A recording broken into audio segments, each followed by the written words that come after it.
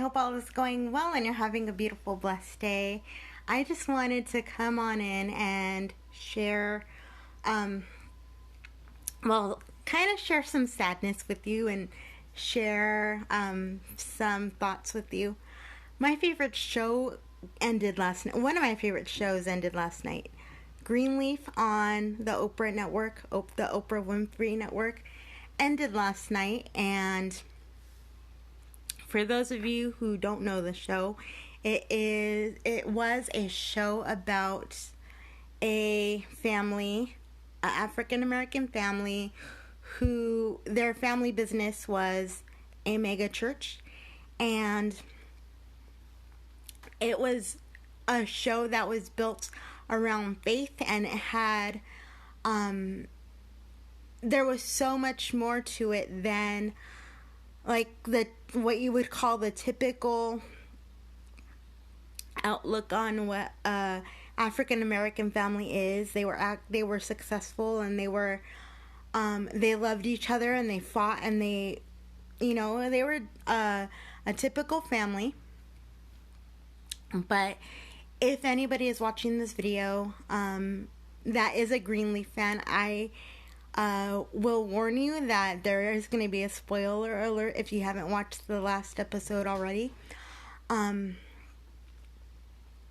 In the second to last episode, the patriarch of the family, played by Keith David, I love him. He is, as an actor and as just a man of God, you could tell that he is amazing. He is just so grounded, and the way that he played Bishop James Greenleaf was just phenomenal. I can't describe it. I can't explain it, but there was just something about the way that he went about that, and the way that he goes about just talking about James Greenleaf, the actor Keith David, the way he goes about talking about Bishop James is just something to be admired. And last night, he was talking about, on a special that they had after the episode, he was talking about the fact that somebody had referred to Pastor James Greenleaf, or Bishop, he goes by Bishop a lot, Bishop, as a Bible thumper. And Keith was like, no, Bishop isn't a Bible thumper. He is a conversationalist. So he'll bring you into a conversation about faith. He's not going to... The actor Keith David and Bishop James Greenleaf are both the same person in the way that they approach their faith. They're not going to thump you over the head with the Bible and say, you need to accept it now, or that's it. They are both people, both the character and the man who plays the character are both people who will bring you into a conversation and lovingly lead you through a conversation, but they won't hit you over the head with the Bible. And that is just something that really resonates with me, because that is so much of the person that I try to be. I try to communicate my faith in such a way that it makes people think, but will not offend in such a way that you want to leave our relationship. So I just wanted to share a few thoughts on that. That was one.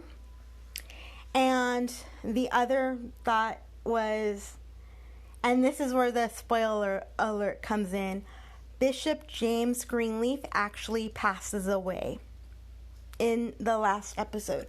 Or we see it actually happening in the second to last episode.